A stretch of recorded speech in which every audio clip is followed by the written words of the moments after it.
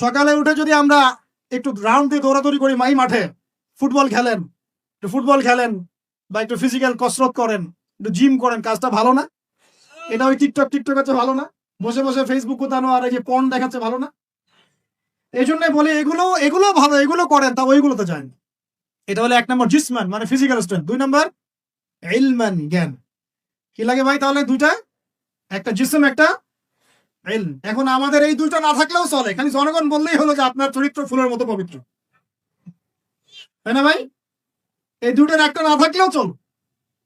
আল্লাহ পাক আমাদের সবার উপরে এমন এমন সব নেতৃত্ব নিয়ে আসুন যাদেরকে আল্লাহ পাক শারীরিক শক্তি এবং জ্ঞানের শক্তি দান করছে। বলি আমিন। দোয়া করতে সমস্যা আছে? যাকেই নিয়ে আসুক, সে যদি ফিজিক্যালি স্ট্রেংথ শক্তিশালী হয়, তার মধ্যে জ্ঞান থাকে, সে ইসলাম প্রতিষ্ঠা করে, আমার কোনো সমস্যা আছে? কোনো সমস্যা না। আমরা দোয়া করবো আল্লাহ পাক তাকে দীর্ঘ নেয় খায়াত দ্বারা। আমিন। আর যদি দেখি যে কোনো নেতাই নাই, তখন নেতা হতে হবে। কি হতে হবে? আল্লাহ পাক তৌফিক এনায়েত করুন। আমাদের যুবক ভাইদেরকে আল্লাহ কবুল করুন। আমিন।